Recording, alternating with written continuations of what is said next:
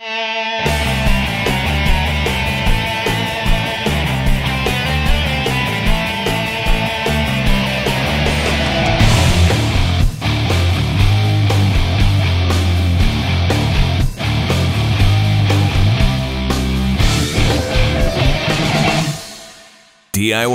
with Chris, giving you the tools to do it yourself.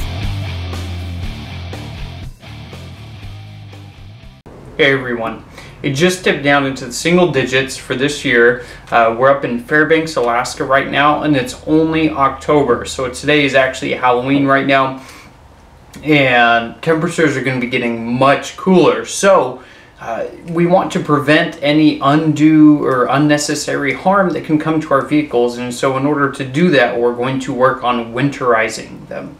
So some of the basic things that you want to do in order to make sure that your car is protected for very low temperatures, usually when you want to start plugging them in, and we'll go over that a little bit later, but when you want to start taking more precautions is when you start getting into about negative or under 20 degrees, single digits, and then into the negatives. And so this is just going to be some steps that we can take that's going to help your car last longer. So a winter here that gets really low in temperature can actually be about worth 3 years of wear and tear in a more moderate zone or climate where it doesn't get quite this cold. So we do have to take some of these precautions. So the first thing that we really want to do when you're coming out here and going through this winterization process is change your antifreeze. So most antifreeze depends on the type that you have. If you have the pre-diluted 50/50 antifreeze,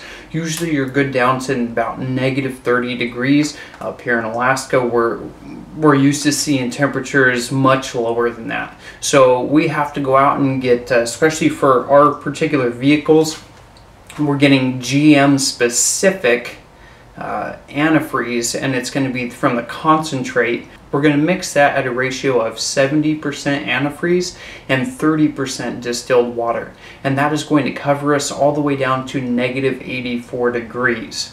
So that's our first step, is working on the antifreeze coolant system. Next thing that you want to make sure that you take care of is your engine oil. Most cars are starting to go off of the 5 weight versus the 10 weight right now. It's a thinner oil, and it just helps it flow a little bit better when it's cooler. So if you're in a hotter climate, then sometimes you'll be running that 10 weight instead, so you'll want to switch that out when you get here, or when it starts actually dropping down to a cooler weather. If you don't know what it is, it's always going to be safer for you to just go ahead and do an oil change anyway, and make sure you have 5 weight in there. And that's what's recommended on the oil cap, the oil fill cap. On our engine, it says 5 weight on there anyway. So it does give you a kind of heads up on there. You can check your user's manual for any other information in regards to that. Next thing that we want to do for these low of temperatures is also do either a battery pad or a battery blanket. So the battery blanket will actually go around your battery and keep it warm, and the pad you just place under the battery on the surface where it sits, and that is going to warm up the bottom of your battery and kind of circulate up through it. And that's going to help it generate more heat, keep your battery warmer, and that's going to help it start a little bit easier. The colder it gets, the less power your battery has in order to start, and that's why you can hear a lot of lugging when it gets colder. The next thing you want to install is an oil pan heater.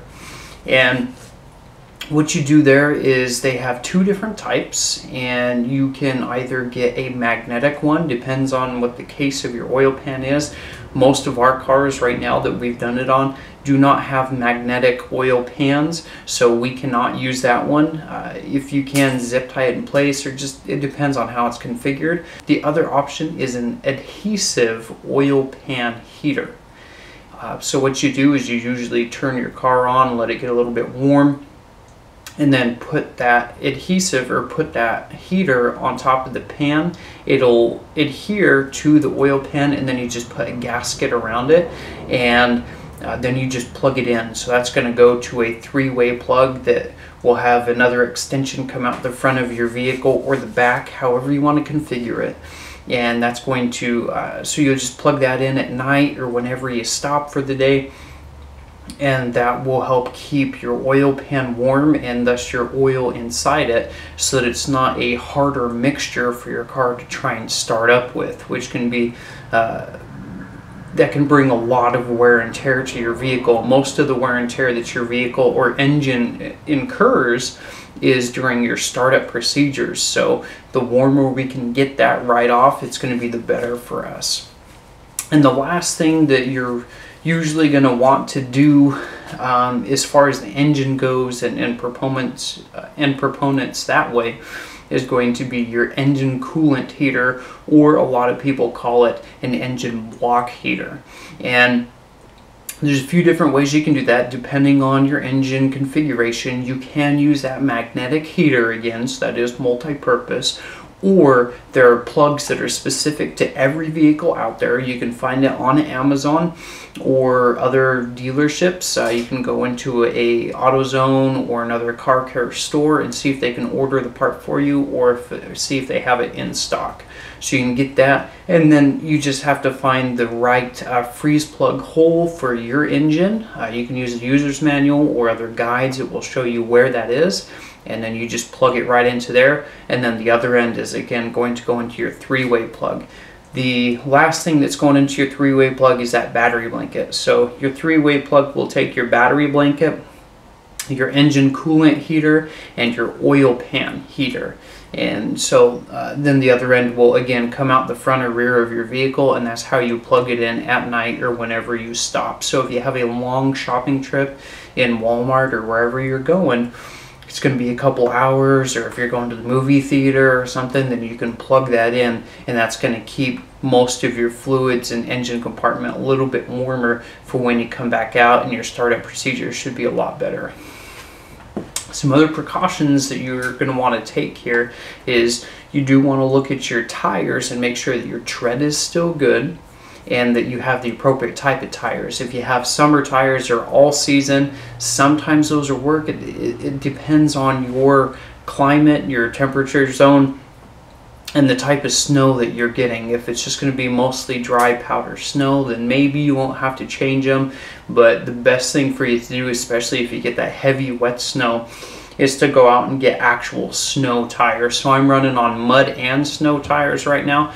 Pretty new tires, but due to this accumulation of ice and heavier, wetter snow right now, it's having a little bit rougher issues. So we're going to go out and get just solid snow tires, but it is working right now. There's just a couple spots where it's slick. Our other vehicle does have the Blizzak tires on it, so just snow tires, and those are working way better than even my four-wheel drive with the mud and snow tires on it. So we're going to definitely switch these ones out here.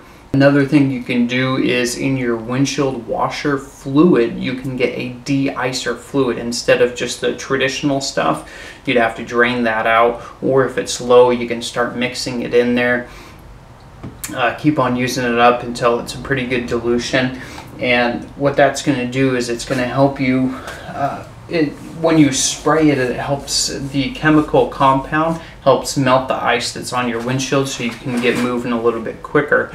However, bad side to that is you really want to take the time to let your vehicle warm up and to get to good operating temperatures before you get going, because if you start it up immediately, even with those heaters on it, and try and get going somewhere, depending on how cold your battery is and the type of battery you have, your battery can actually explode. Or depending on your coolant and how cold that got, or your oil, that can really thicken up and cause some pretty big issues and a lot more wear and tear on your engine if it's not at its ideal viscous property, so just a little bit thinner and able to run fully throughout your engine. So those are some other precautions that we want to take. DIY with Chris, giving you the tools to do it yourself.